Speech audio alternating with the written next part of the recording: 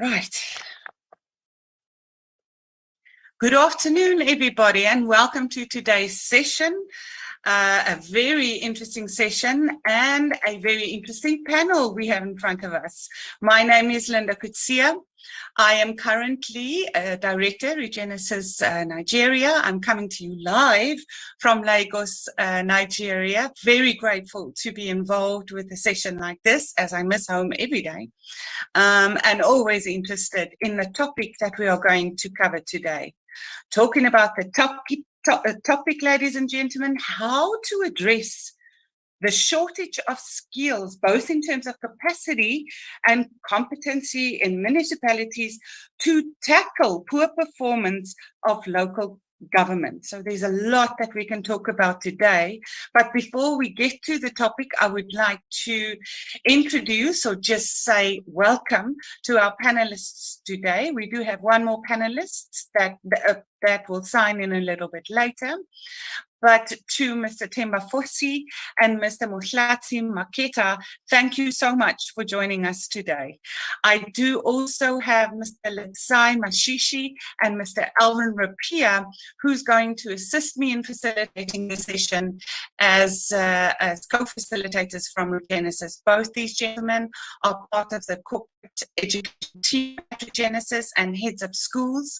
Mr. Alvin heads up the School of Security, but has vast experience within public sector, and Mr. Letsai is part of the School of Public Management. Letsai, I'm right there, right? Part of the School of Public Management, and also his experience with municipalities is something that we can draw from for this conversation that we are going to have today. So my sincere thanks to all the panelists in their time to discuss this issue, which I know that is on many people's lips and who many people would like to hear your views on the topic like this. So without further ado, I'm going to ask the panelists that are signed in thus far, Mr. Mohlatsi and Mr. Fosi, Mr. Themba, to introduce themselves, to tell us where they've been, and also to give us a background as to their interest into a topic that we are discussing today. So I don't know, Mr. Fosi, Themba, if you would like to go first. Oh, thanks. Under a bus. Thanks, Linda. And good afternoon to my fellow panelists, members. And thanks for inviting me to this session. I've been in this sector for quite some time. I started in the provincial government, in the Department of Local Government in Gauteng. Spent about 7 years there, went to the presidency, spent about 3 years in the presidency. Then ever since, I've been with the COTA, which was called DPLG before that. So I've spent over 22 years in this sector. And I think the interest with regard to your topic, it's about understanding the overall sort of context of challenges that are facing local government, and how do we find solutions to some of the critical sort of challenges that are impacting directly on people's lives. So this is a very important topic, because it's not just about skills, but it's overall sort of capability of municipalities to change people's lives. No, thanks. Thank you very much, Mr. Fosi. I just want to welcome Professor Ngubane. I hope I'm pronouncing it correctly. Professor Ngubane, thank you so much for signing in. I know that you've been called to another meeting. We are in the introduction session. Everybody is introducing themselves, giving a little bit of background regarding themselves, and also sharing their interest in the topic, how to address shortages of skills, both in terms of capacity and competency in municipalities to tackle poor performance of local government. I am aware of the fact that you've been called to a meeting meeting, and that you only have a few minutes with us now, and that you might have the capability, pending your meeting, to sign back in. I just wanted to acknowledge that you are here and perhaps give you the opportunity to introduce yourself to everybody, and also just give us an introduction as to the topic and your thoughts thereof. Professor?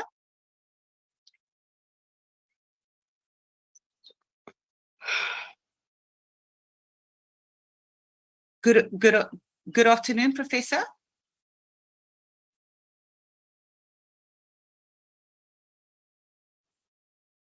Okay, I think there might be some technical issues in KwaZulu-Natal that is preventing Professor Nubane to introduce himself.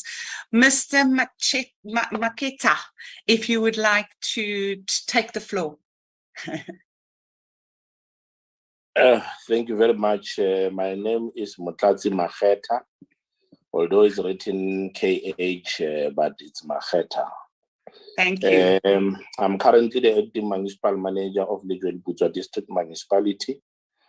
I've been acting as the CEO of the municipal entity from last year on the 1st of January until 2022, when I was requested to come and act in the capacity of the acting municipal manager, substantively Director of Local Economic Development and Planning. I've been an acting CEO of the municipal entity called Dr. Kenneth Kaunda Economic Development Agency, where I received 2 unqualified audit opinions. And from the 1st of August 2014 to 2017, I've been appointed as the director from the 1st of February 2014 to 2018. Respectively, I was a director of strategic management, monitoring and control, and also the COO of Matlosana. From 2005 to 2006, I was the manager transformation, where I was dealing with human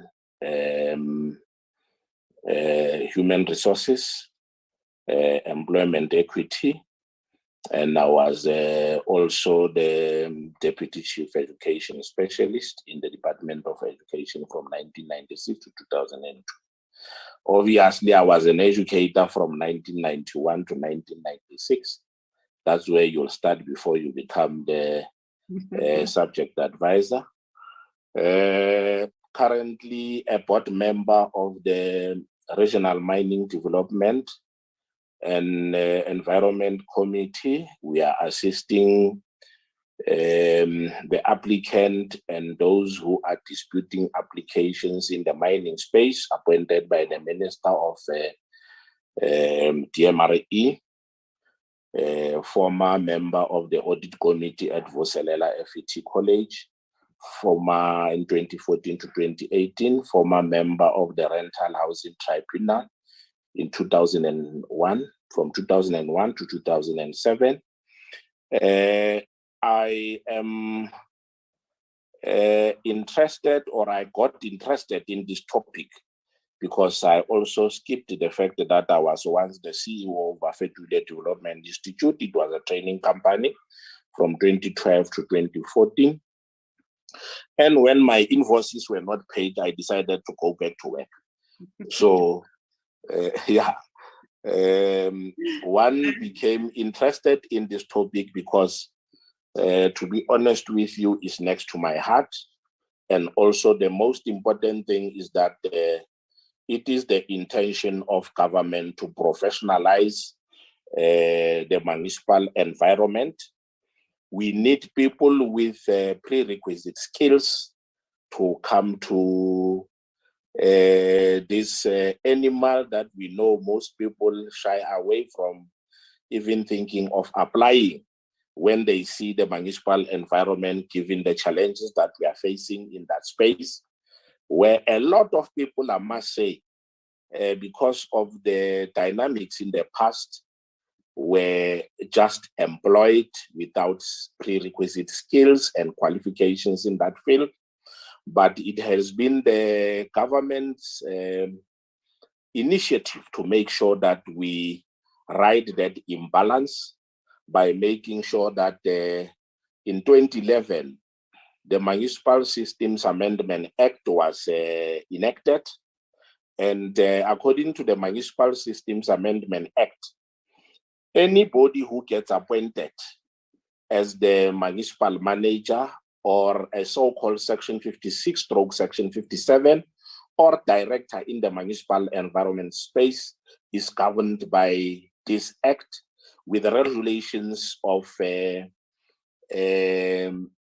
appointing managers accountable to the municipal manager in 2014 that were also enacted to make sure that there is a process from advertisement to get into that space to where there is a dispute in terms of appointment of a person who does not have the prerequisite skills.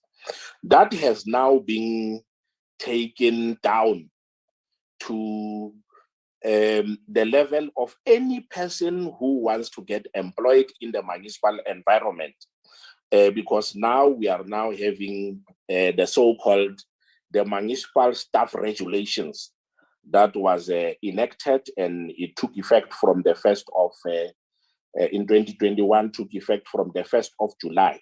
Anybody who wants to get employed in the municipal space must be governed, ruled, and also make sure that you have the prerequisite skills for each and every position that you'd like to get in the municipal space, or where a person would like to find himself or herself in a position where they come and assist us in this space. I'll speak on areas where there were dumping areas in the past, where you wanted to dump a comrade, you will be given to some of the departments that currently, according to the district development model, those are the areas that are supposed to champion this space of the DDM. I think I can end there. Yes, the rest is I'm holding an MBA degree, and I'm also doing a LLB as part of trying to make sure that I know all these regulations and prescripts of the law governing the municipality. Thank you very much. Thank you so much. It surely is a lot that you shared there from transformation, and your background also. Cannot wait to hear your contribution to the rest of the discussion.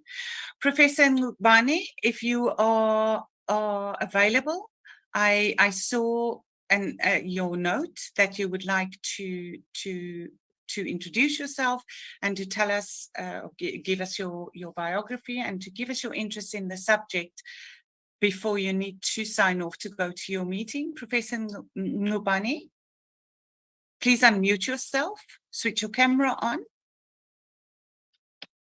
and continue the introduction. Yes, sir. We can see you, Professor. Thank you. Thank you very much, Linda. My name is Mbilo Ngubane. I'm working for eThekwini municipality. Also working as an adjunct professor of research with UNISA. I'm also the executive director of UNITA, which is a UN agency on training and research. I'm not too sure if you have my presentation on your side, because I would like to go through it quickly, because there is EXCO that is running, special EXCO that I'm supposed to be part of. And I will request that I do the presentation in about 10-15 minutes and then dash off back to EXCO. Okay. So, Professor Ngubane, we don't have your presentation. It wasn't sent to us, but the expectation was not to prepare a presentation, but to rather facilitate a session regarding regarding your topic and your interest to the topic. I perhaps, you know, I see that someone has taken over and there are slides in front of us. Is it Professor? I can see that it's yours. Yes, it's not it is. showing. Yeah, Okay, it's not showing as it should, and this was not the expectation. Your slides are showing. If you have two screens open, the wrong screen is showing. We can see your notes and so forth.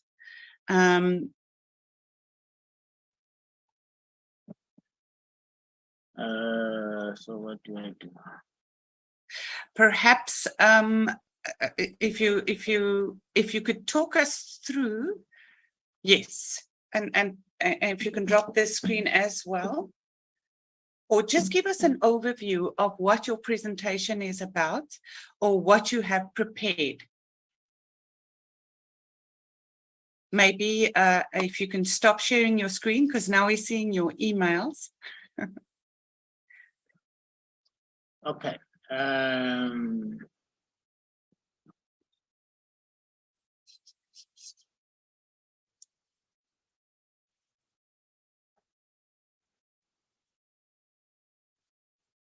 Is it clear now? No, Professor, we can see your emails, and I think we can't see slides. Perhaps if you could just talk us through the slides without trying to share them. Just give us an overview of why this topic is something that might interest you. Yeah, I'm just trying to unshare. Okay. But just to respond to your instruction to give you an overview, it is of interest in the sense that I'm also the chairperson of the Professionalization and Development Committee of a professional body in local government, which is the Institute of Local Government Management. And apart from the fact that I'm in the academic space, and also I'm responsible for the academy at eThekwini municipality that provides programs like short programs to develop competencies of senior managers. We also support senior managers in terms of academic qualifications as the academy at eThekwini municipality.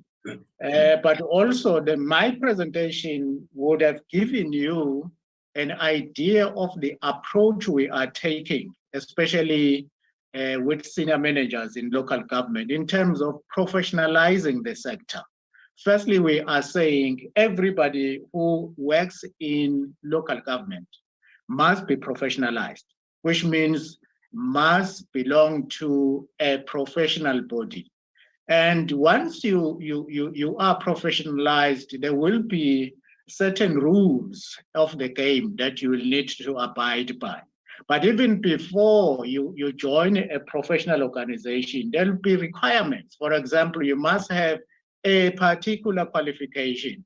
Like you have CFOs, it must be a BCom degree. You have engineers, it must be a BSc, and so on. So that is where we start. A person must come into local government with a specific qualification. And secondly, we are saying that person must belong to a professional body.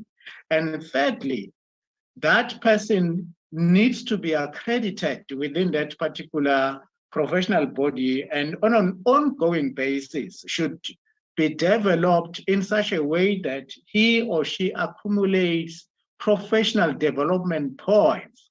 And if it happens that that person doesn't accumulate the requisite number of the professional development points, that person can even be struck off the roll of the local government sector and will not be able to practice in local government again. Similarly, with the misconduct cases, we are also saying if there is any professional who is accused of any misconduct and who is convicted of any misconduct in local government, that person should be struck off the roll. Similarly to the attorneys, the doctors, the chartered accountants, and so on, so that that person doesn't practice as a local government practitioner again. So that is a continuum of the professionalization approach, but we would like to have a legislation. Some of you will remember that in local government,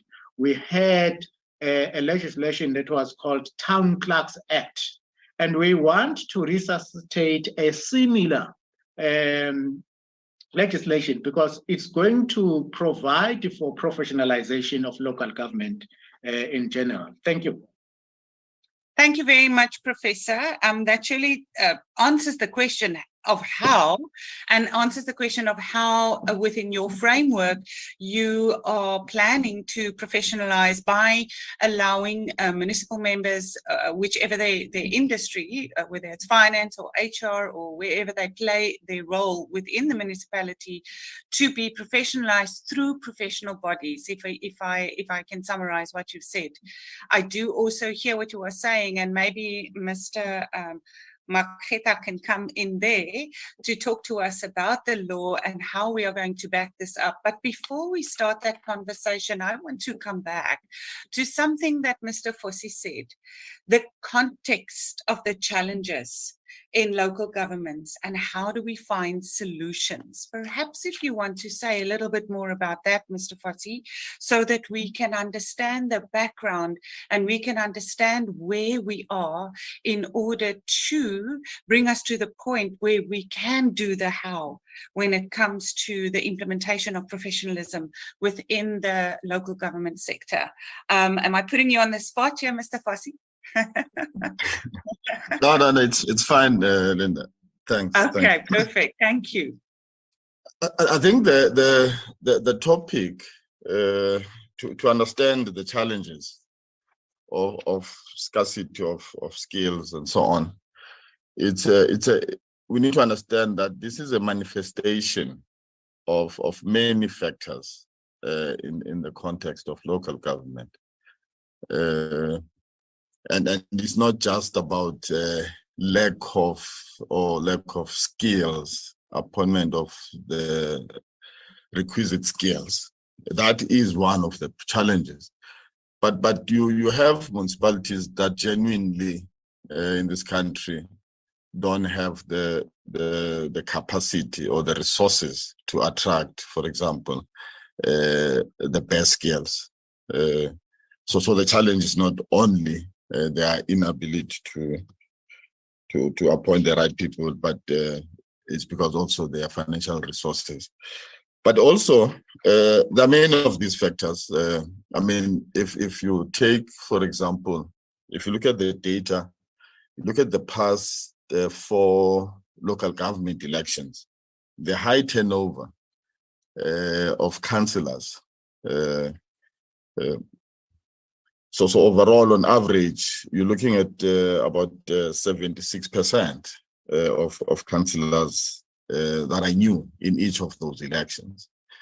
And then in reality is that your senior manager positions, which are contract positions, basically are also affected. So every 5 years, we have new political leadership, and subsequently you will have also then a new administrative leadership.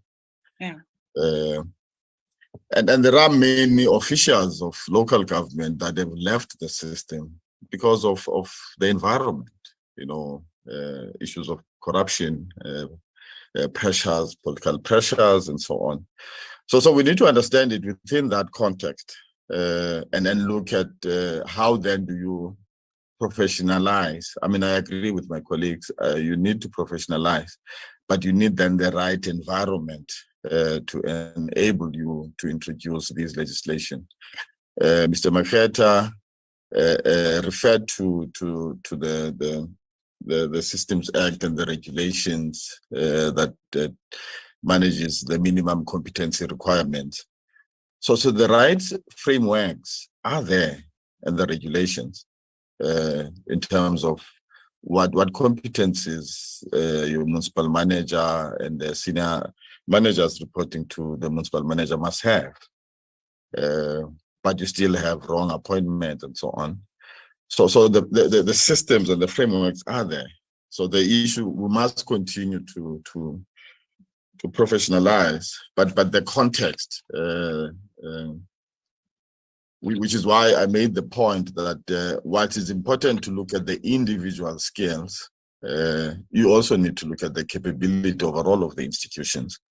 You will have metros. See, the metros are more advantaged in terms of having resources to get the best skills.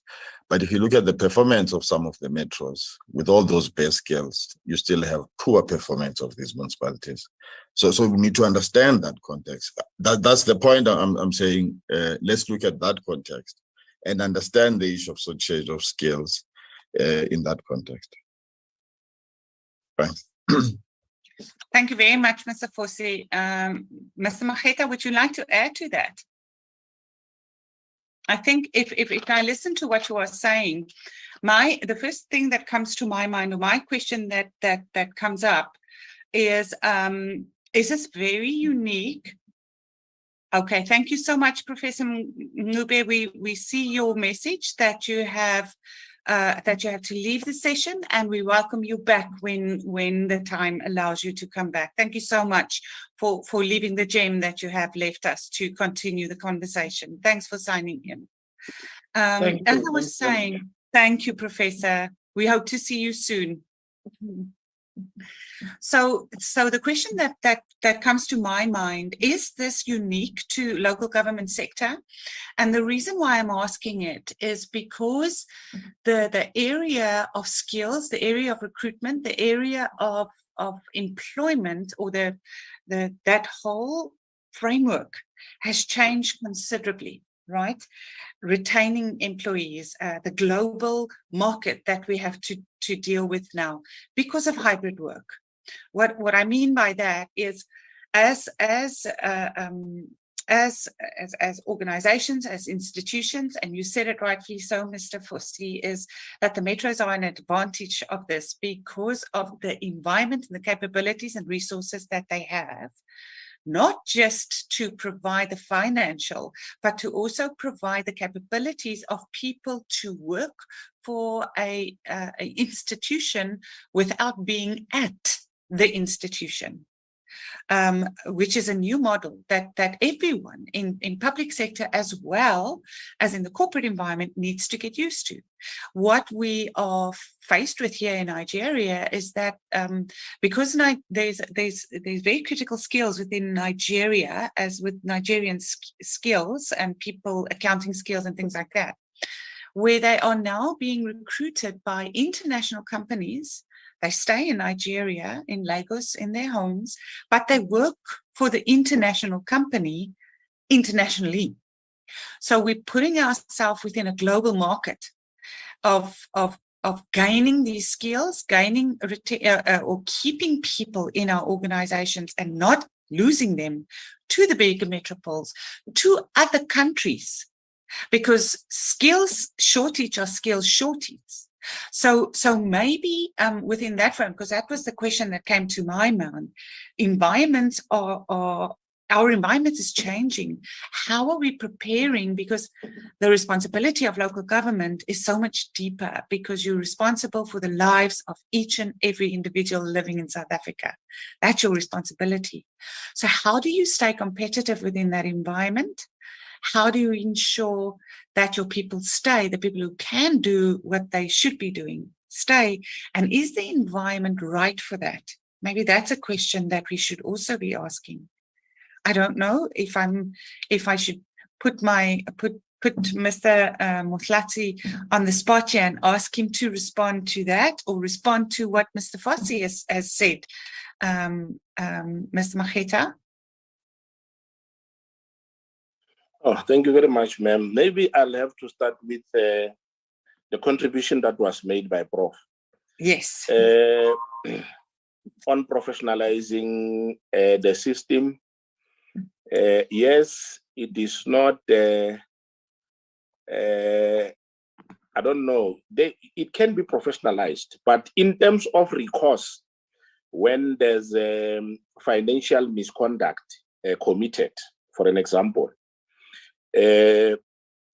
because of this new Local Government Municipal Systems Amendment Act of 2011, with the regulations that were enacted in 2014, any official who is found guilty of financial misconduct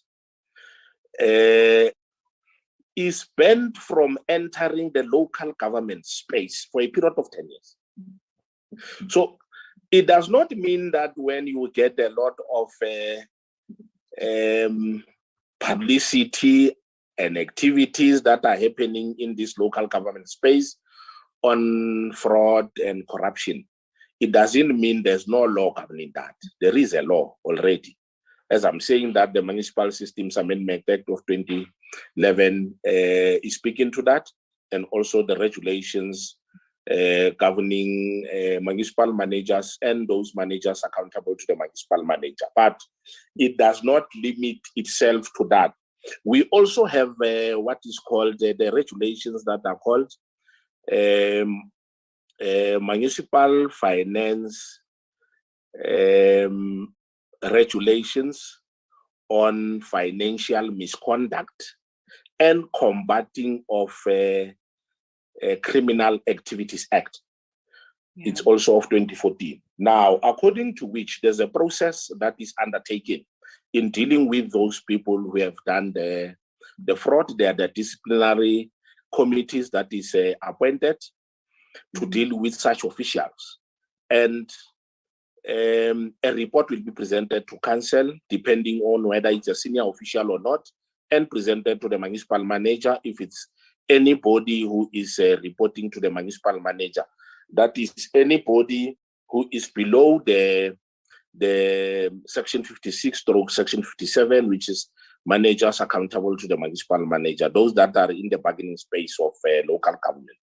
Now, there is an act that can be implemented. They can be put at home for a period of 10 years. Now, when I come to the important point that was raised by Mr. Fossey, you know, he has indicated an important aspect that I don't know why the ANC governing party is not doing. The Municipal Systems Amendment Act of 2011 and its regulations of 2014, they are allowing municipalities to appoint managers directly accountable to the municipal manager for a period of 10 years. Not 5 years, 10 years. The DA governing municipalities doing it. That is why they are always getting clean audits. If you go to Western Cape, 95% of those municipalities are getting clean audits because the municipal environment in terms of appointing municipal officials, especially senior managers accountable to the municipal manager, are they've elated to exercise this right of appointing a senior manager or so-called director for a period of 10 years. Now, if you have that person for 10 years, you will learn through the process. You will learn as you go and grow. And it's through experience that you can know the do's and don'ts. But unfortunately, with the ANC governed municipalities, you know, they have elated not to exercise this right of appointing, especially managers accountable to the municipal manager for a period of 10 years. Municipal managers, yes, they are allowed to be in that space for a period of 5 years, like accounting officers in the public space, where in any department, they are allowed to do that. But Mr. Fossey, another point that he raised of importance is that the sooner our government comes with stringent way of appointing people. If, for an example, one can go to the Municipal Structures Act of 1998, who is eligible to be a councillor? Anybody who qualifies to be a councillor must just be a South African citizen. That's it. It means anybody can come in there, whether that person has got a matric or that person has got standard 2 or grade 4, according to the current terminology used. That person can come in that space and become a mayor, for an example. That's how bad it is. That person can come into that space and become a speaker of council. That person is supposed to preside over professionals. Now, you come with that person who is supposed to preside over the organization. That is unprofessionalized. And you want that person to play oversight over people who are professionals. It's a problem. Another thing, or another point that was raised by Mr. Foss is that 70% of the councillors are new. It means, especially those that are coming from our ANC governed municipalities, they are new. And unfortunately, these are the people who are supposed to come and learn. Some of them are given opportunities to go and learn because there are institutions like your Vets Business School that has been used, Pretoria University, I know, to upgrade the skills of these councillors and also officials in the municipal environment. But 90% of these councillors who are supposed to up their skills, they will register and not go to school. But they will be expected to play oversight over the professionals. It's a serious problem. Yeah. Okay. Yeah. I don't know with the other point that we have raised in terms of this environment that is not that skilled and where we are supposed to play up there with the sharks is going to become a problem. And also implementing these over-regulated regulations that we are having in the municipal environment. It's a serious problem. The buzzword that we are having currently called the district development model will be difficult to implement, even if the president is coming with this good model. Will be difficult to implement with the type of officials that we are having in municipalities and the number of councillors that are there, that are new in that space, that are not even having the requisite skills to play oversight over professionals. Maybe if there was any other clarifying question that you wanted to put, I'm gladly available to take it. I know that I can speak until kingdom come. But one of the things that we are trying to do as a municipality, we are having MOU with our TVET colleges. Here we are having an MOU with Goldfields College, wherein those learners who have completed their studies and want to come for experiential learning, become interns, and also come and get some experience before they graduate. We work with them on that. We are also having an MOU with the Central University of Technology because we are based in Velkom. And we are making sure that we play into different spaces. Currently, we are having an MOU with them that speaks to research in digital transformation and also digital transformation broadly, working with NEMISA, that is an entity of communications playing in that space in order to, currently we were training about 75 ambassadors who will be assisting our communities and learners to play into the digital transformation space in line with the digital transformation strategy of 2020. Thank you very much. Thank you very much. Yes, certainly quite a few questions that came to mind, and maybe just for clarification, and you mentioned it, and I see that there's a question in the chat box as well.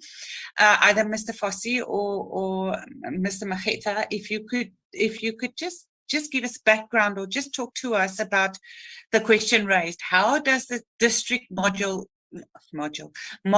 launched by the president contribute to the capacity of local government? So perhaps just give us background to that, and then if you could answer or attempt to answer that question before we continue the conversation that you've started, Matlati. So I don't know, Mr. Fossey, if you would like to answer. Yeah, it's an important question. But I thought maybe before we come to it, let me make a point. But I want to engage with that question, because I believe strongly that if the district development model, if it's institutionalized correctly, it can provide actually the solution to many of the problems local government is experiencing now. But I just wanted to make the point about the focus on capacity building. You know, the study that was done by Treasury last year, reveals that they've spent. They were looking at 2019, 2020 financial year building programs, and the 7 billion. And all these programs, if you look at it, they've really had marginal sort of impact in terms of improvement of overall sort of performance of local government. So the emphasis on individual skills development needs to be understood in the broader context of the institutional capability. And the capability, you would look at, of course, firstly, the issue of individual skills, but you look at the resources, financial resources, business processes and systems, the political stability, the morale of staff, for example, staff turnover, and whether the municipality has the right skills to drive the core mandate of local government. If municipalities with all the best skills that they have, they can plan properly. You don't have engineers, or you have engineers, but they can't deal with issues of maintenance of infrastructure and so on. So it doesn't necessarily help. So you need to look at all of those things in totality, in terms of how do all of these contribute to strengthening the capability of the institution. Because just focusing on individual skills alone might not actually result in the overall performance of the municipality. So I think it's an important point to raise. You see, the district development model. I always, when I was still in Kota, fortunately, I was responsible for this area. I think the first thing to understand the context of the district development model is to understand our cooperative governance system. So you have 3 spheres of government, which all have the responsibility to plan, to budget, and implement. So if all these 3 spheres have that constitutional responsibility, and the only space where they all implement is at municipal level, Chapter 3 of the Constitution is clear in terms of what are the principles that must guide then this cooperative governance to ensure that you have a cohesive government for the Republic. You don't have 257 governments, 9 governments, and all these many departments at national, but one government. And the district development model provides for that. But one important thing that the district development model emphasizes is the recognition of the space. the space in terms of geographic space, spatially. You have 52 spaces in this country, which is your 44 districts plus the 8 metros. And these are the spaces that all of the spheres implement their program. And if we're all working on one integrated program and plan, you are able then to appreciate what are the challenges, what are opportunities of that particular district, and how the contributions from all the different spheres, even stakeholders outside of government, how do they contribute? So let me give you an example. OR Tambo is one of the poorest districts in the country.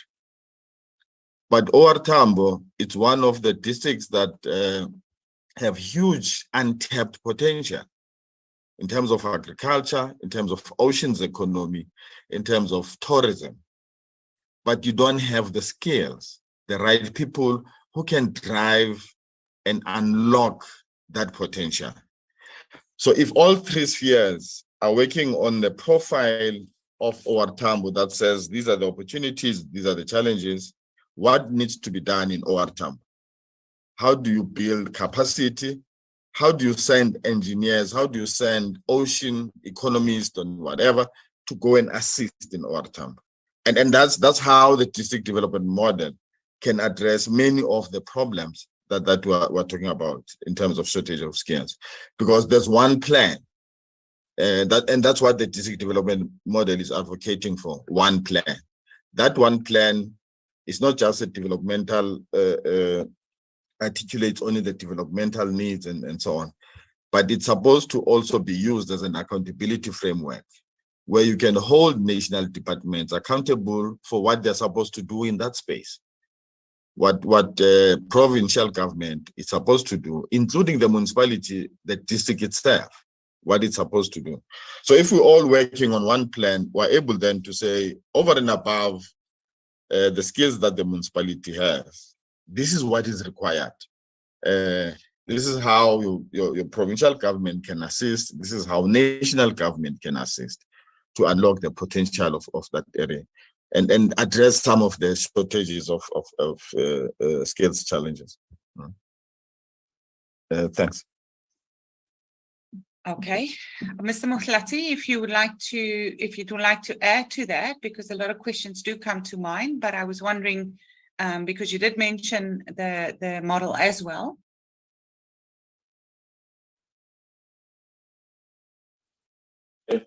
Thank you very much. Maybe to add to what Ntate says, he has said a mouthful about the district development model. Its aim is to improve the coherence and impact of government service delivery within the focus on 44 districts and 8 metros. Now, that was well said. If you consider what used to happen in the past, there was no coherence between the activities that were done by the national government, provincial government, and entities of government in the district space. I will give you a practical example. Department of Environment will hatch a project that is something that is not supposed to be done. One person will approach them and say that we want to have a buyback center at the landfill site. And they will be approached by an SMME to have that buyback center, Department of Environment. Then they will just come down, appoint a service provider who will come build a buyback center, implement that project without engaging the local municipality where this project will be taking place, for an example. 2, the district will not be knowing anything that is happening there because they deal with coordination of activities of the local municipalities and give them support. Now, when there is a challenge in terms of implementing that project or that project collapses, it's only then that they come to us and say, Can you please assist us? We have implemented a project worth 50 million, and this project is collapsing, is getting vandalized. Now, according to district development model, those people could have brought that project to the attention of the district, wherein we are coordinating activities of the local municipalities. We were going to engage the communities where this project was going to take place in order for them to guard jealously against that project being vandalized. We were going to make sure that we also engage other stakeholders, other SMMEs that were going to play in that space. For an example, people who are working with artifacts, they were going to get involved in doing some of the things that they collect in that space of recycling and do the artifacts there. And it's giving other people employment opportunities. Unlike that SMME that was only having recycling of bottles and recyclable materials for console takeover and also take over by other institutions that just come and want the build material to go. Now, currently, how the system is supposed to work. When there is a project that is supposed to be, or that is going to be implemented in a local municipality or in the district, province and national must work hand in glove with the district and the local municipality. In order for the district and the local municipalities to look at other opportunities that can be, follow that project. And another thing, some of the provinces and entities of the state, they have long-term projects. I can give you an example with Sanral. Sanral is going to make a lot of roads that are going to pass our area of space here in the district of Lejweliput. Now, it's only this year that Sanral approached us on long-term projects that are going to be done or built in this in this space of ours.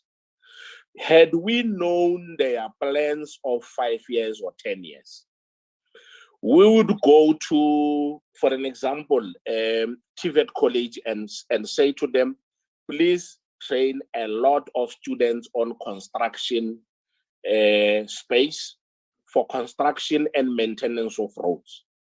We will also approach construction CETA, for an example, and say, every time when contractors come here with the big grades that are having grade 8, grade 7, grade 9, because you won't get them in the local spaces. Let's get learners that we can train through the construction CETA and also our TVET colleges, so that we have artisans and skilled people who will be working when those roads will be built passing here. But because we don't know their plans, we will not plan for that. We will not engage TVET College in that space.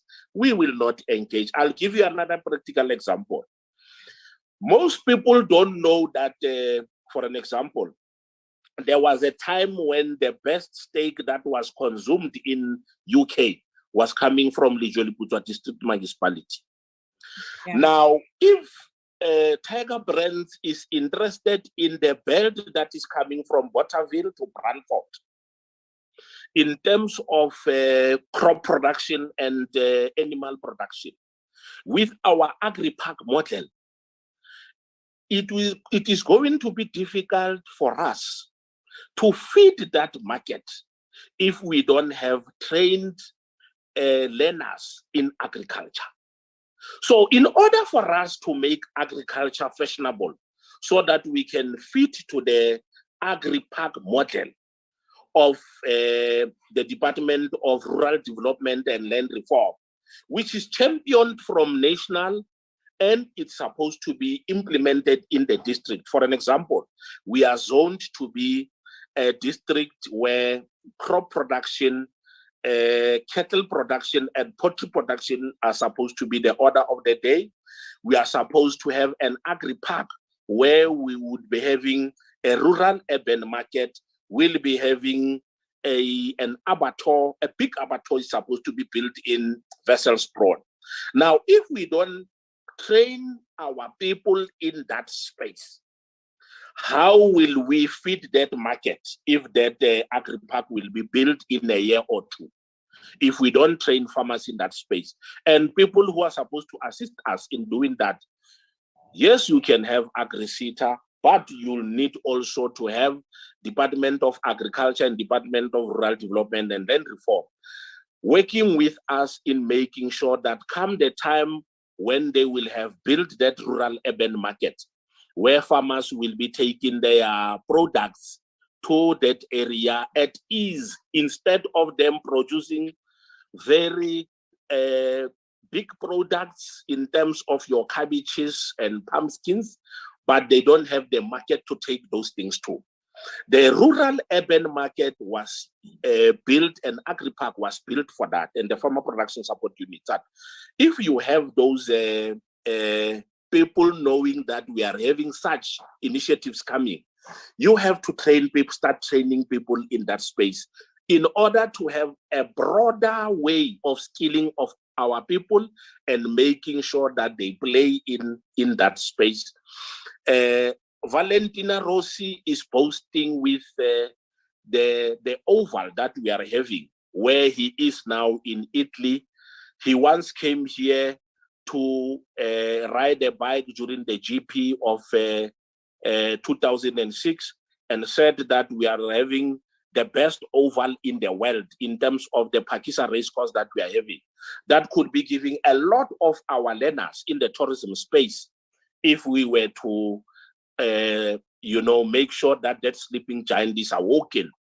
But without us working with Department of Tourism, CAT-SETA as a training institute in that space working together, it would be difficult for a DTM model to find a space where everybody will understand why we have it in the first place. Thank you very much. I can end there. Thank you so much. I think as far as practicality and how it works and how it goes from national down to provincial down to local, your examples was phenomenal, so that we can understand the context thereof.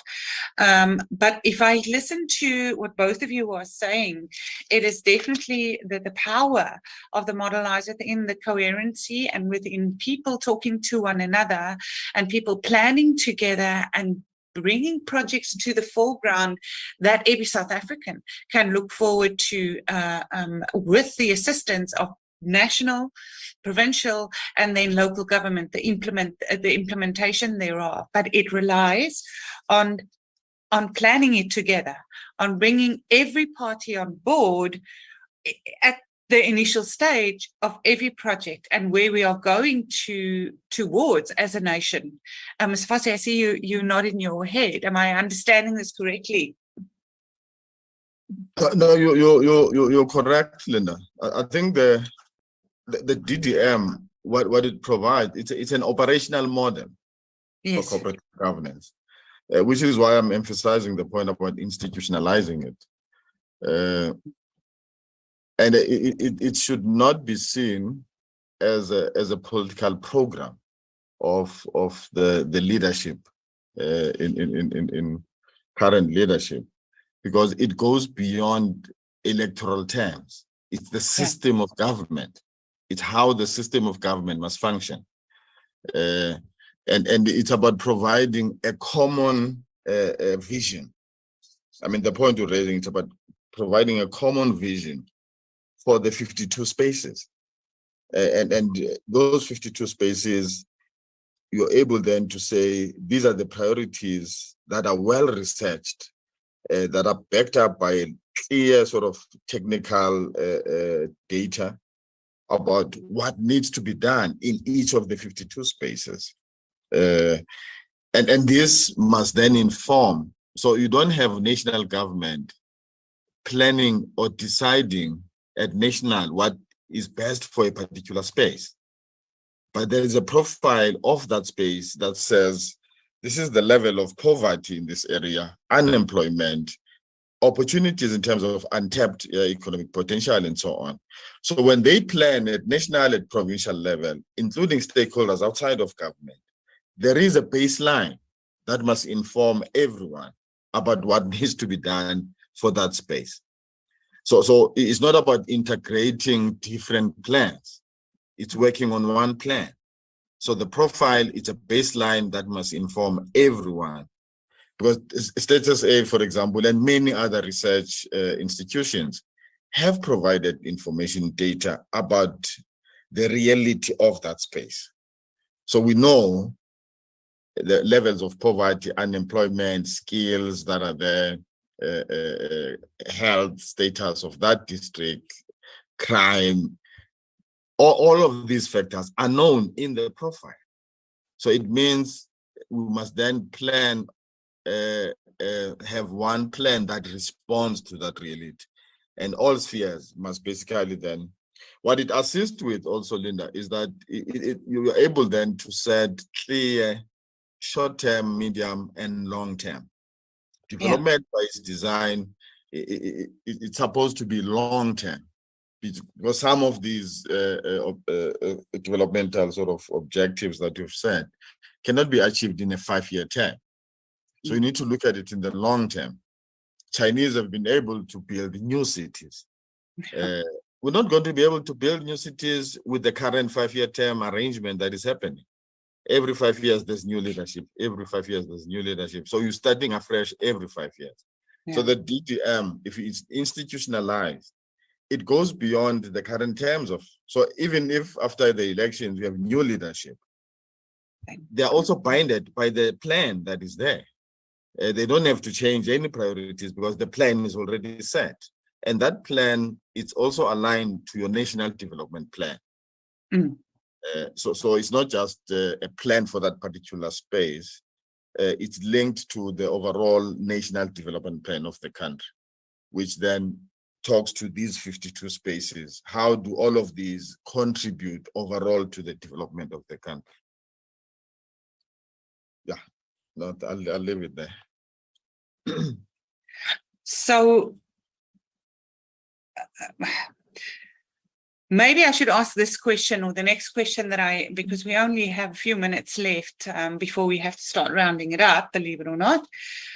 What do we, as the citizens of South Africa, taking this model into consideration, taking the overall idea that you've just posed as well, Mr. Fossey, but what do we, and the practical examples that you've been given, or how it should be implemented on individual and local level even, which Mr. Macheta has made very clear. What do we have to look forward to as citizens of this country, as far as the service? Because that's also something that you said, Motlati, is that was it you, Motlati, that said that it is all about the services that we deliver to the citizens of the country and making our lives comfortable, and wanting to be within the spaces that we are. What do we have to look forward to?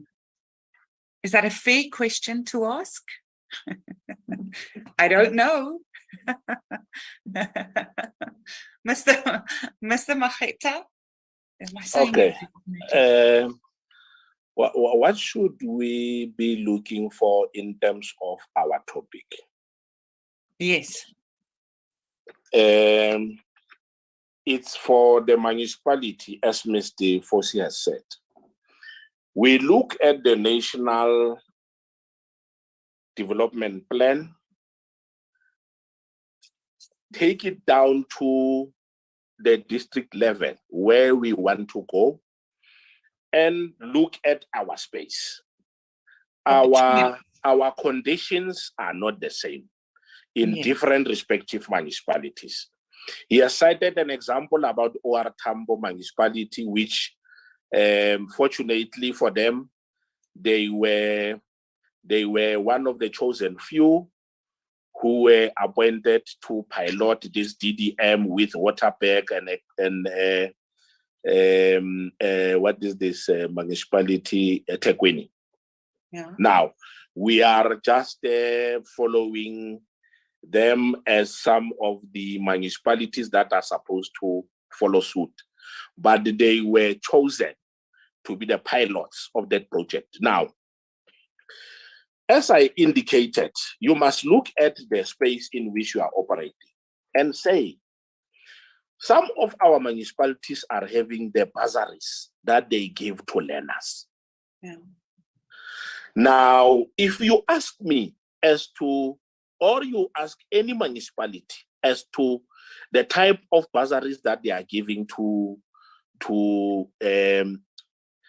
any learner who knocks their door, you will find out that it is not in line with the LED strategy of that municipality, not in line with the tourism strategy of that municipality. It means that these learners, when they finish school, they will be without work. They come back to the environment that they left, and they can assist that environment. Instead, they become a burden to that environment. Simply put, if, for an example, we are a municipality like I've indicated, where tourism is supposed to be the order of the day in terms of championing the space. I'm not saying that everybody should follow the stream of tourism, but we are having the tourism products that we can,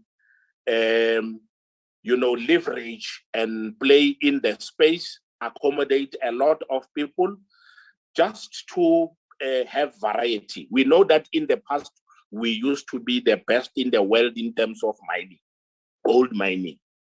But that has changed, since changed. Now, as a municipality, we are coming with alternative employment opportunities. Gauteng is congested, for an example, in terms of film production. Cape Town is congested in terms of film production. As part of our tourism strategy, we want to bring film studio production, be it film or TV production here.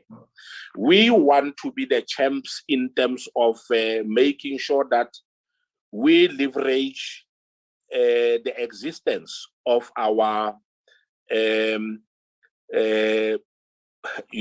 most talked about Winnie Mandela Museum that has been completed for sure.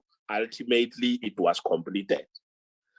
But in order for the people of Brantford to benefit from that icon, like those who are benefiting from the Mandela, your Tutu, in terms of that Vilakazi Road is concerned, and other opportunities that can come from that space. For an example, this GP motor that used to take place here from 2004. One person who was, it was a championship, one person who is riding a bicycle was coming with a crew of about 10 to 18 people. Yeah. One will be a chef, one will be the one looking at the wheels, one will be the one who's looking at that bicycle, one will be a medical doctor of this person. And that thing was taking place on annual basis. Okay, let's talk about Makufe, which is now the brand of Free State. It started as people promoting arts and culture, but now we can make noise about it. In the world, there are people who are coming from other countries to come just to that Makufe. You can't get a bed for 2 weeks in Bloemfontein. Now, there are a lot of people who would be participating in that space. Let me leave that space and move to the agri-park model, as I indicated to you. As I said, that we used to be the best cattle production district in the world. Now, our learners will come and look for other bursaries that will make them, what we are not looking for in our space. Because as I said, the belt between Brantford and Botterville is the belt to die for. Yeah. Tiger Brands once approached us on that belt. Senves used to also approach us on that belt, because those are the big giants in terms of your processing, where we can have even the processing plants coming to our space here. We just, for an example, people do not know that in Beltfontein, we are having the silos that are the biggest in Africa, the excavators. And even the silos that we are having there are the biggest in Africa. It's in Beltfontein, in a municipality called Zelope. Those silos are worth 350 million. But big trucks are coming here, taking our products to Gauteng, and they go to Durban and ship these products out. We would be having a processing plant in this area. Now, the type of bursaries that we would be having as a municipality, without the ones that we are now giving to people because they don't listen to us, they take their choices. A person will go and say, I want to go and study mining in, although we are saying that we can't avoid the space, go and study mining in Advert, for an example. But we are having the lifespan of mining here in our district going to an end for a period of between 5 and 10 years. Although there are some of the smaller mines that we are having in our space in the form of diamond and coal, but those products that we are producing here, the quality is not that serious and good like the one of Lepalade. The coal that we are producing here is not that good as that one of Lepalade. You go and study, and if you don't get space to be consumed anywhere, you come back, sit here with your mining degree. What are you going to do in your back home when we are here? I'm not discouraging these learners we have passed to study for mining because they can live from here and go there. But we always say that charity begins at home. But what I'm trying to do is trying to say that we need a lot of learners that we can train to come and be absorbed by our system. Yes, we can train artisans in the space of construction to come and mend our sewers, to come and mend our roads and maintain our roads. They can go and we can give them bursaries. But I was speaking of other fields that as a municipality, we could be looking at. But you'll be told, give him a bursary. He's a son or daughter of a comrade. Don't dictate terms for that person. Let that person go where she feels. And when they come back with, I don't undermine diplomas or degrees, you come here in a small space like this and want to become an admin assistant. You are not in Joburg. I'm sorry, you are not in Gauteng. You are not in bigger spaces where these people can be consumed. Admin assistant, admin assistant, admin assistant. We have a municipality, a district municipality, and a local municipality. There are only 5. Where is this person going to work? Yeah. You have few people who are having offices here.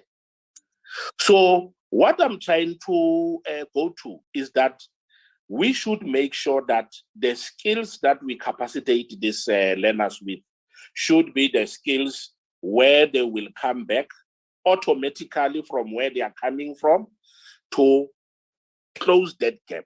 I want to tell you that most municipalities in the country are having good artisans coming from Limpopo.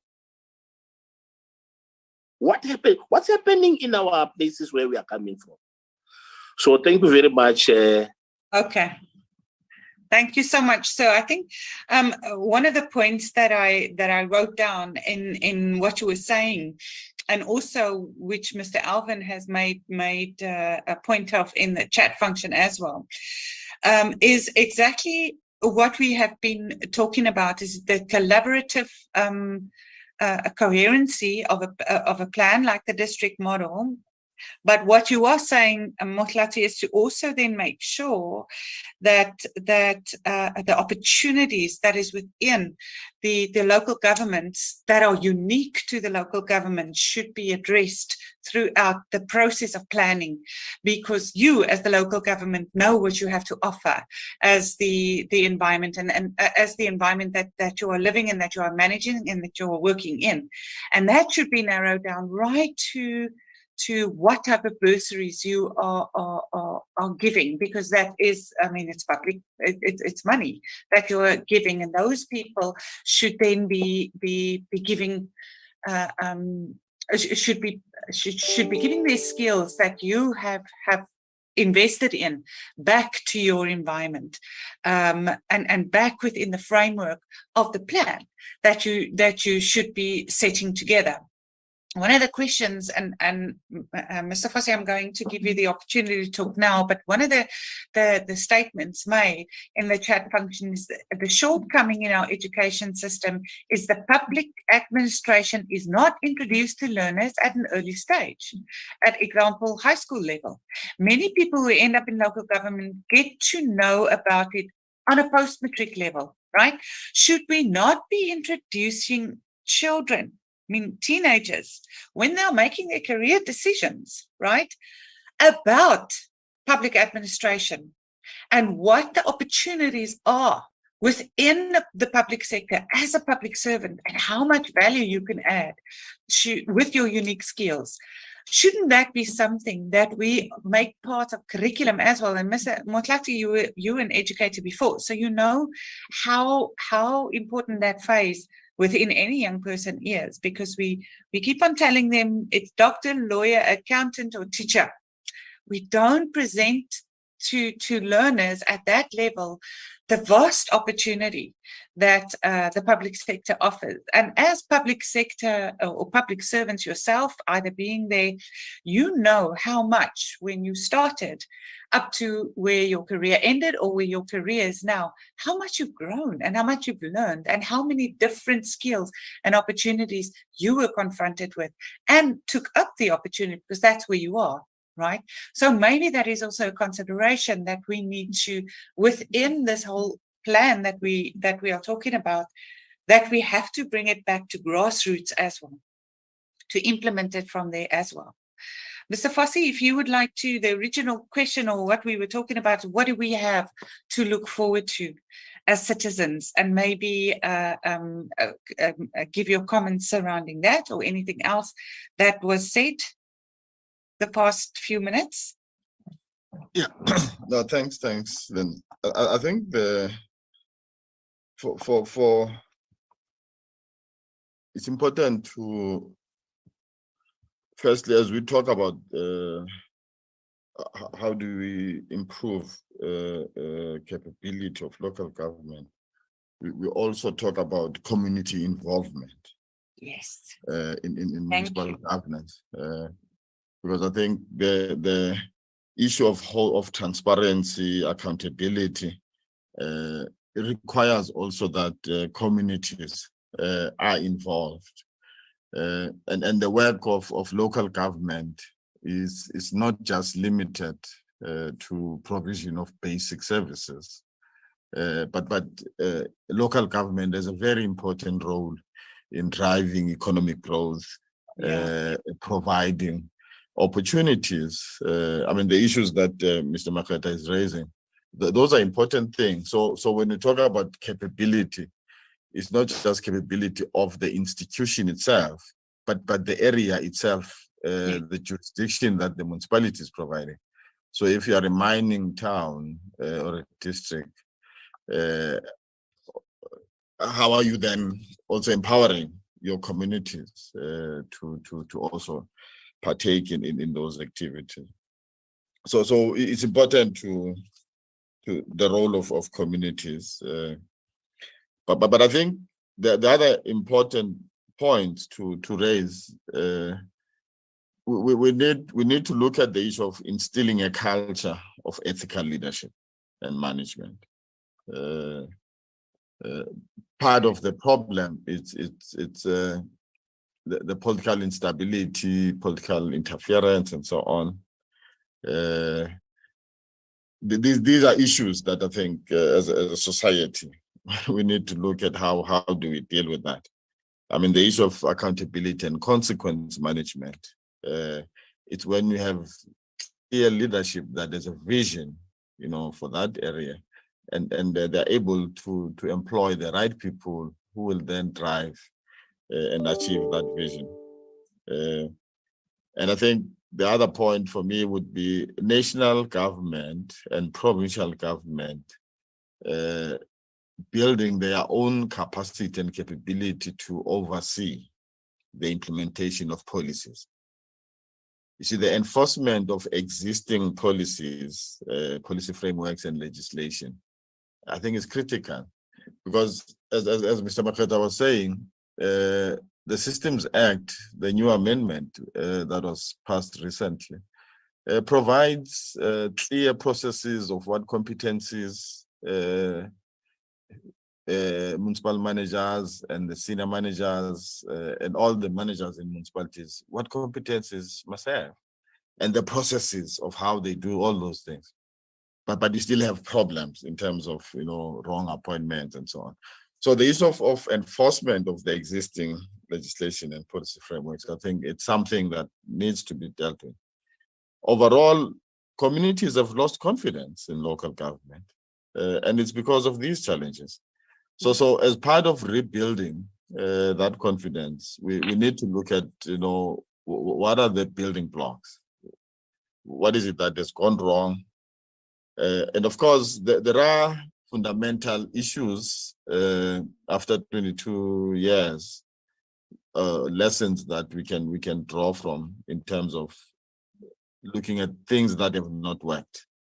For example, reducing the number of municipalities, municipalities that are, in my view, are not supposed to be municipalities. They don't have revenue base, they are grant dependent, they can't even attract skills, as I was saying. So we need to look at a new configuration of local government, look at the issue of funding for local government, and also the powers and functions that they perform. So there are those structural issues which also needs to be looked at. And the issue of shortage of skills should not only be looked at, as I said, in terms of just individual skills. Let's look at the totality, or if you like, the ecosystem of local government, including communities. But I think the point that Alvin is raising, it's also very important because of the current state of local government. I don't think people see any future in actually working for local government with all the problems that are there. So it needs to be looked at from the education system. How do we encourage these opportunities? So if local government is not just about providing basic services, you need economists, you need engineers, you need all of this expertise that contributes to community development. People will then see opportunities, but you need local government that is really focused and functioning properly, that is able to provide those services to a point where people then see the need to empower themselves to also contribute in that space. But currently, I think there's a lot that still needs to be done to improve performance of local government and then address some of the challenges of skill shortages. Thanks very much. I'm very grateful for your contribution or for what you just said here, because it does give us the bigger picture thereof, and that skill shortage is but one of the things that we need to look at in order to support and in order to really awaken this opportunity and this potential within each and every area, because each and every municipality is unique and has different skills, different things that they add to the overall beauty and the overall opportunities within our country, and there are many, which just needs to be unlocked and just needs to be added with the support of all systems, but the system needs to work.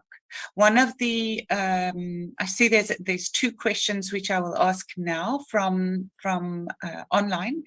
But one of the things that one of my webinar speakers the other day said is that people, and that's where you talk about people, leadership, management are the champions of organizations, but systems win championships.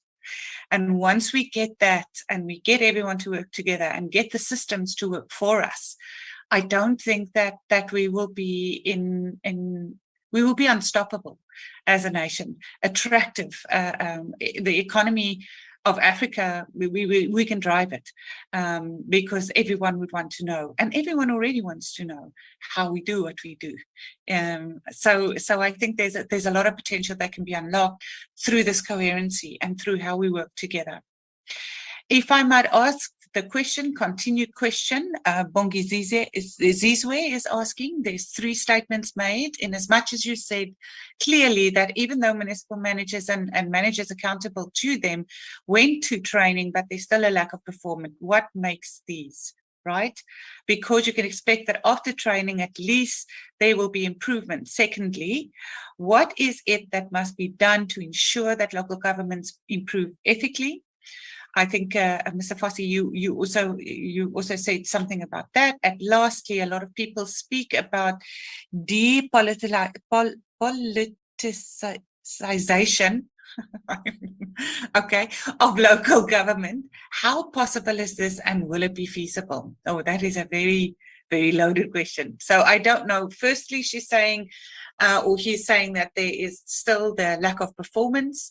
I think we've spoken about it in general, not specifically, but we have addressed it. What must be done to ensure that local government improves ethically?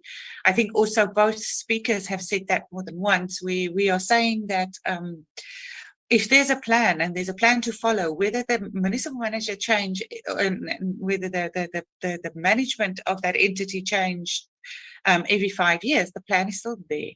And the plans that we wish to implement are not just 5-year plans. They can be broken up to that, but definitely has a long life, the long impact that we are looking to gain. And then lastly, the depoliticalization. There we go. That's the right way to say the word, of local government. I don't know, maybe, is this feasible? Who would like to take that one on? Mr. Fossey, you're laughing. Am I putting you on the spot? Mr. Maketa is turning his camera off specifically so that I don't see him. I think on the first two, that's why I made the point about enforcement of existing policy framework. Because the issue of whether people are trained, when they are trained, but there's still lack of performance, then there's a managerial problem that needs to be addressed, because there's these officials sign performance agreements with clear targets, and if that performance management system is working and is implemented effectively, it should also result in improvement of performance. Yeah. But the issue of accountability and consequence management comes in here, because if then there's no performance, it means they must be dealt with. So it's more about how also municipalities are implementing that. And the legislation provides for these things, how a performance agreements, when they must be signed, when they must be evaluated, and all of those things. So it's already regulated, but it's how whether these things are implemented or not. The issue of ethical leadership, I mean, I think it's a societal problem. It's a societal problem. It's not just a local government problem. Yes, it's global. I mean, yeah, it's global. Yes, the issue of ethical. Call a spade a spade. I don't know how you train and so on, but it is an issue that as societies we need to really live by. Yeah. The issue of depoliticizing local government, I agree. I mean, it's a very important point. You see, local government it has been too politicized to a point where even some of the basic administrative systems, you can't act because of the political processes and so on. So there's a matter of the parties themselves, political parties themselves, how they are held accountable for the work that they do. Let me give you an example of a matter that I think as a country we're not prepared for.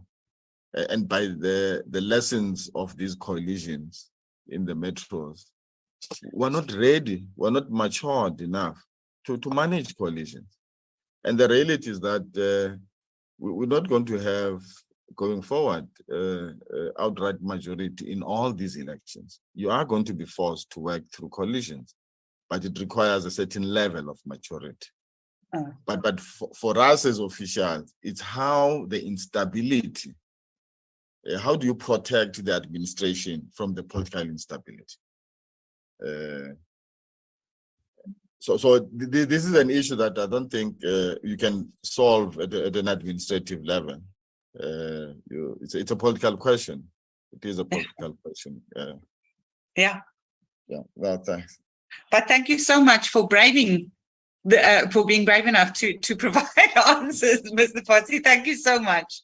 Mr. Mohlati, is there something that you would like to add as a final thought? Your answers to the questions? Or just your final thoughts? What would you like people to leave this webinar with? Okay, before you go there, maybe I can also speak on a lack of performance. Yes. To say that, as Mr. Fosi has indicated, performance management is regulated for senior managers.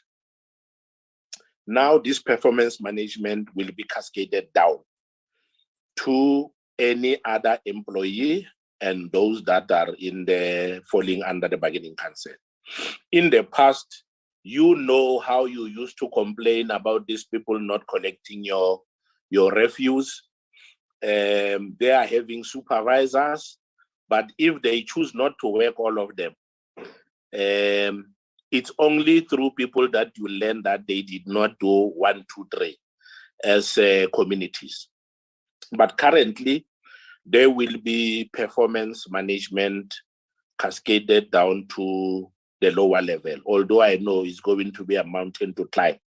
The staff regulations of 2022 are speaking to performance management that is supposed to be cascaded down.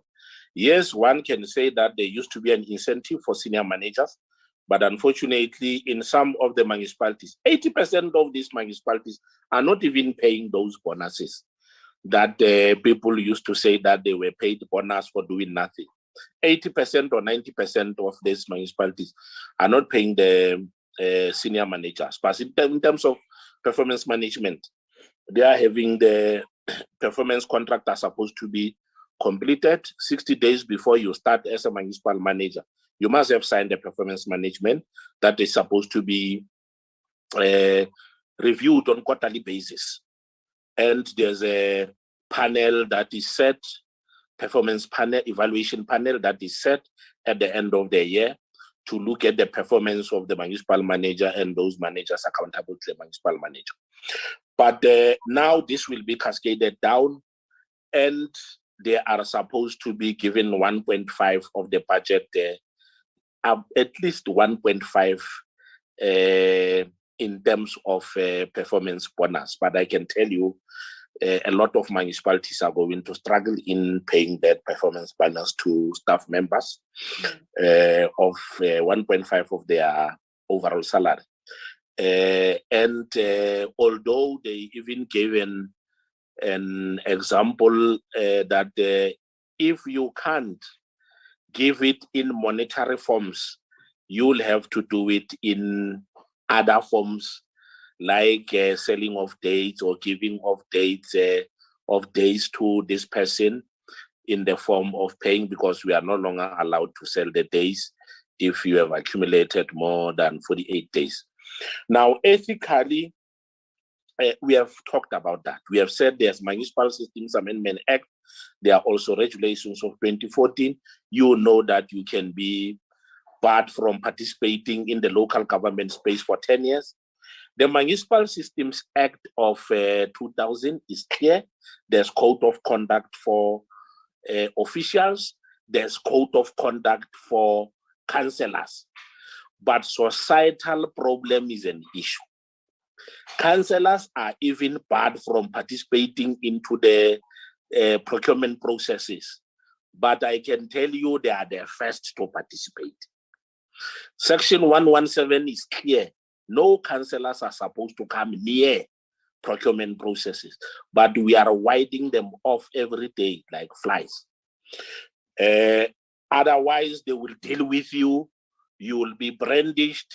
They will label you names. You will appear in newspapers and go home. By the time you solve your problems legally, you will be gone and brandished as a different person so that they can get their own, who can come there and be a yes pass and do what they say you must do. And in depoliticizing, how I wish we were not having people called councillors in our municipalities, but we were having them sitting somewhere in parliament there, and we were accounting to them like anybody else is doing in the public space, wherein they only go there and account to SCOPA or PROPEC. And they are not mingled with us in our municipal space here, in our working environment, because they are the cause of a lot of problems that we are having in municipalities, I must say. Thank you very much. Right. Thank you so much, gentlemen. I have to be mindful of the time. I see that we are over time as to what was suggested for this period. So with that said, I would like both of you to, within a minute, if you could just leave us with your final thoughts for the day, before we sign off and say goodbye to everyone, and everyone who is posting and giving questions. I'm acknowledging it. Thank you very much for allowing yourself to be part as a participant in this webinar. So your final thoughts, Mr. Fossey. No, thanks, Linda.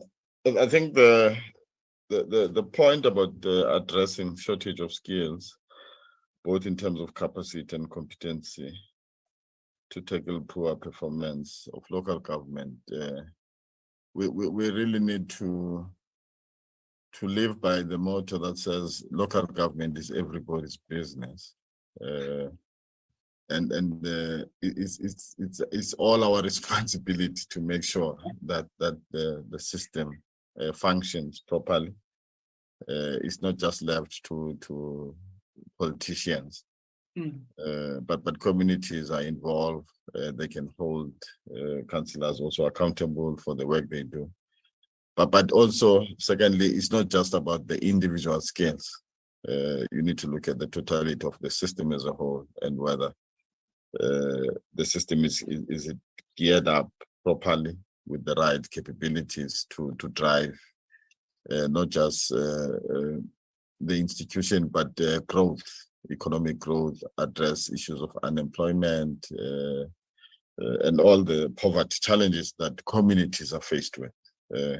Because ultimately that's the mandate of local government, to work with communities to address issues of economic, social challenges. And then if all of us are involved, I think we take that responsibility also as communities, and not just leave it to municipal officials, but hold them accountable for the work they do.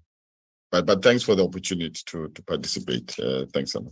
No, thank you very, very much for participating. I'll get to my thank yous. Let's ask Mr. Makhatle if you have, I'm saying your name incorrectly. If you would like to give us your final thoughts, please, sir. Maklati? Okay, thank you, Mr. Makhet. Makhat. Makhet, yeah. Yeah, if we are to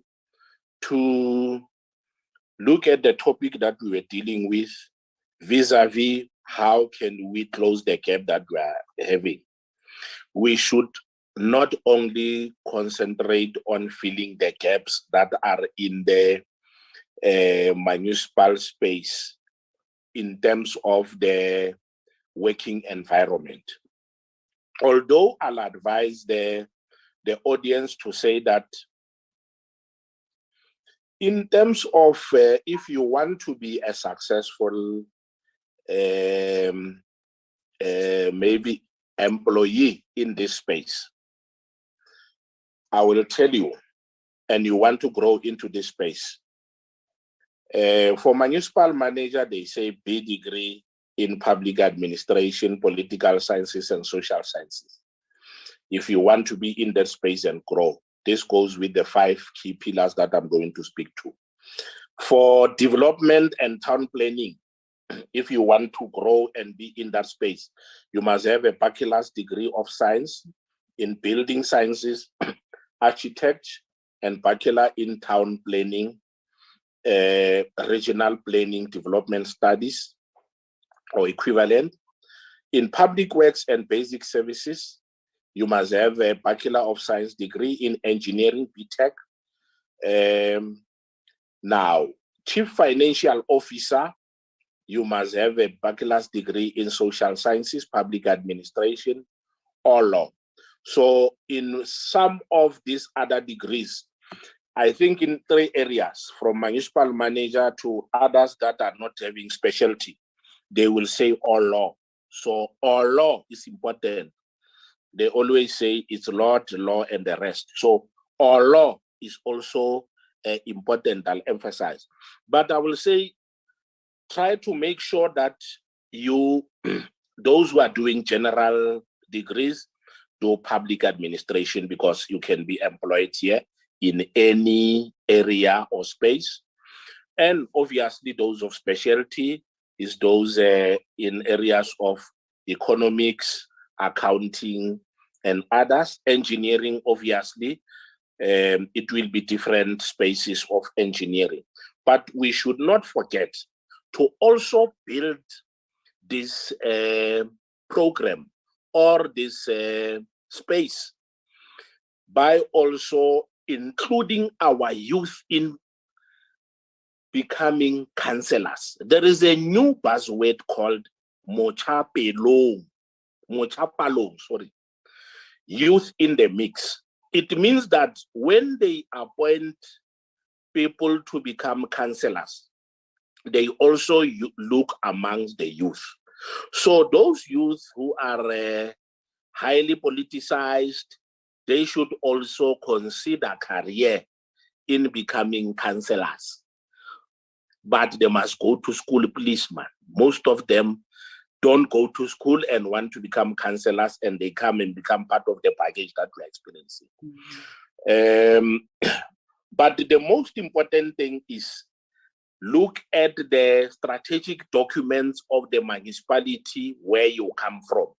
That's where you'll see the gaps. And we also want to have people who want to become entrepreneurs in different spaces so that they can stop this thing of wishing to go and be employed in the public government space, because there are different programs of supporting them in those areas. Through CEDA and other government institutions that are assisting them with business plans, development of the business plans, etc. So they should not wish to be absorbed by us as employees. They must also become entrepreneurs. They are very intelligent and they can come with a lot of people, like the please call me person who's suing Vodacom, millions of rands as we speak, because we are now going through the space of digital transformation. So we need people in that space too. Thank you. Innovation and bringing everybody on board as to how the opportunities and possibilities for each and every area is there. And that when we work together, that we will achieve the goals that we set out as South Africans to set out those goals. Gentlemen, I would like to thank you yet again for your participation today. It has been very insightful. I'm sure that the panel members and the participants, as well as the attendees, have gained value from what you said, and how the skills, how to address the skills shortages in terms of capacity and competency in municipalities to tackle poor performance of local government that we solve. The answer here is, the question is,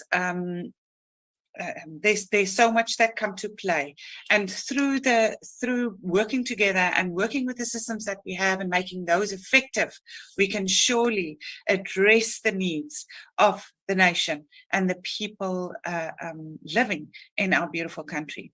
So thank you so much, everybody, for your participation, for becoming part of the webinar, and for so freely sharing your expertise, your knowledge, and your wisdom with us, who has so much to learn from you people. Mr. Mashiri and Mr. Rapai, thank you so much for being the backup. I'm very grateful that our system also kept stable here in Nigeria, but I'm looking forward to the follow-up conversation that we can have, many different themes that we need to address as a business school as well, in order to assist and awaken the potential that lies within each and every municipality. Thank you very much, everybody. Have a fantastic day, and stay safe. Stay safe and happy. Thanks, Thanks Linda. very much. Thanks very much. Thanks. Bye-bye. Bye. Thank you so much. Thanks, Mr. Alvin. Thanks, Letsai. Recording stopped. Thanks, Events.